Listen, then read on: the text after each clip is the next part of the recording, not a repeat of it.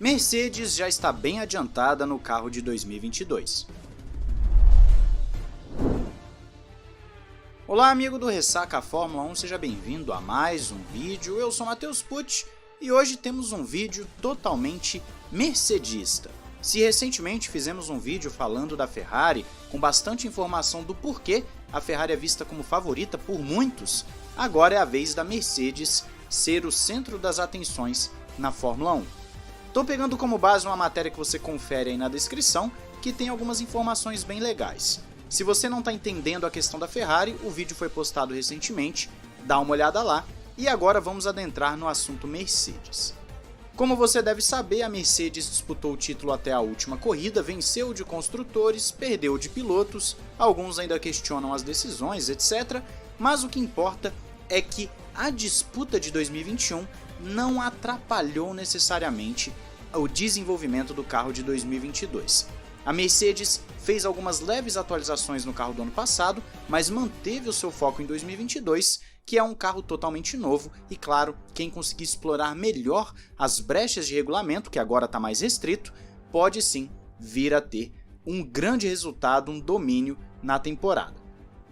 O que temos de informações bem interessantes? A matéria está separada em alguns trechos, mas eu vou começar do que seria o final da matéria, porque é onde está o ponto-chave do vídeo de hoje.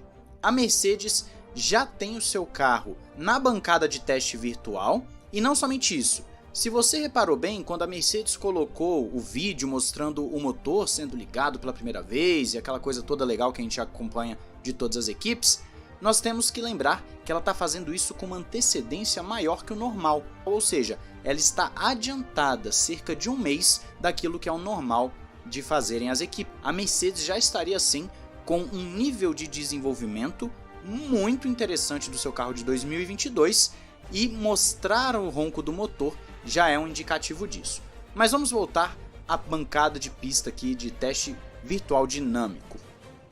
Por que o W13 então está tão cedo? Nós sabemos que com a introdução de um regulamento completamente novo, as equipes tentam antecipar o desenvolvimento justamente para poder sair na frente das suas rivais, principalmente as equipes de ponta, que tem mais pessoal, tem mais recursos para isso. Na pré-temporada, todos os dados coletados serão importantíssimos, eles podem definir se você vai começar com o pé direito ou o pé esquerdo. E não somente isso, você precisa trazer os carros para os bancos dinâmicos o mais rápido possível, ou seja, simular com antecedência como a nova plataforma aeromecânica funciona dinamicamente e também como a unidade de potência está reagindo ao estresse. Tudo isso é para comparar com o que é detectado lá estatisticamente no túnel de vento e no CFD. Essa tecnologia ela já é utilizada pela Mercedes há algum tempo e inclusive em 2014 foi responsável por grande parte do desenvolvimento daquele carro que veio a dominar a Fórmula 1. Algumas equipes como a Red Bull e Ferrari só bem depois é que foram entrar nessa brincadeira também dos testes. A Mercedes já entendeu que devido à complexidade dos atuais motores, ela não pode simplesmente fazer o motor e o chassi funcionar separadamente ou simular separadamente. O ideal é fazer isso junto, e é aí onde entra essa pista virtual dinâmica de testes.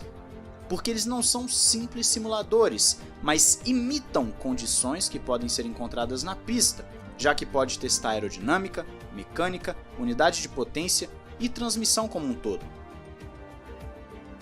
As bancadas por si só se tornaram a solução das equipes para as proibições de testes impostas pela FIA, que a gente sabe que é para cortar custos. Em uma época um pouco mais distante da Fórmula 1, os testes eram comuns, as equipes faziam vários ao longo da temporada, então essas bancadas acabam suprindo essa falta e, claro, por mais que ainda assim seja virtual, os dados coletados são muito confiáveis e por isso acaba ajudando bastante as equipes. Ainda de acordo com a matéria, o funcionamento da bancada dinâmica baseia-se na capacidade de simular a rugosidade do asfalto, o que acontece durante uma curva e em todas as situações que, em movimento, podem refutar os dados obtidos com os testes estáticos mais clássicos, que aí nós temos testes de computadores e tudo mais. As bancadas dinâmicas também permitem dados fundamentais do funcionamento da unidade de potência serem adquiridos.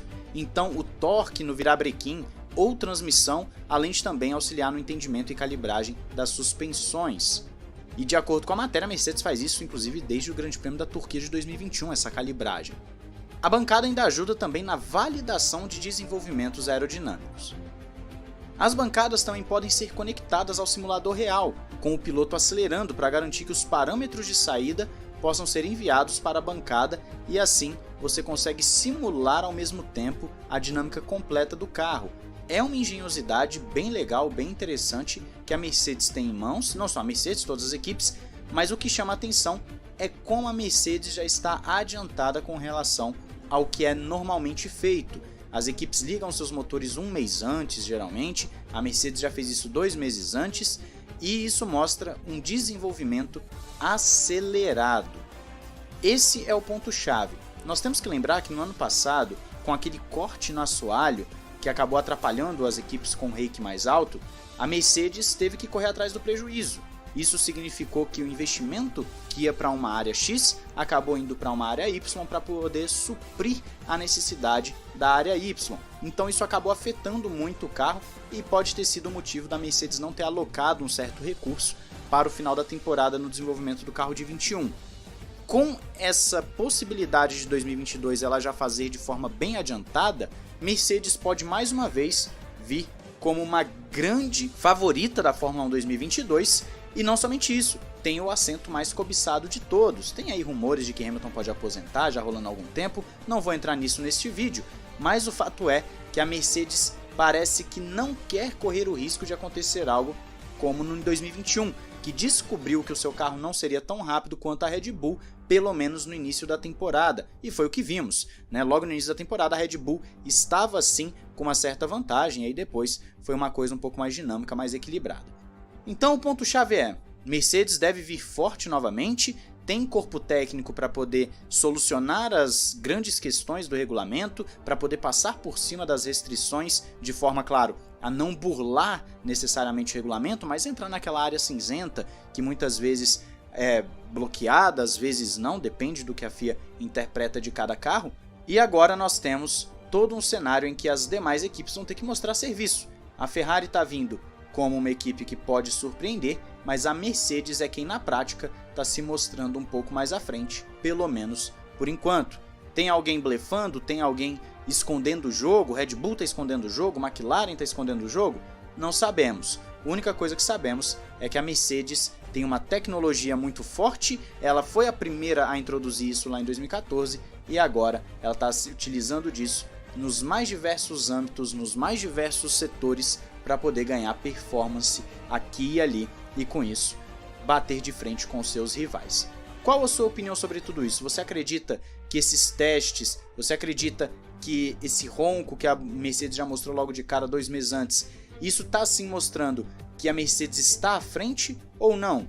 Tudo isso ainda é especulação, para você é muito cedo para dizer, tem que esperar os testes de pré-temporada para tirar maiores conclusões. Diz aí nos comentários, não esqueça de se inscrever e ativar o sininho para não perder nenhum vídeo aqui no Ressaca F1, vídeos praticamente todos os dias. Um grande abraço, valeu e falou!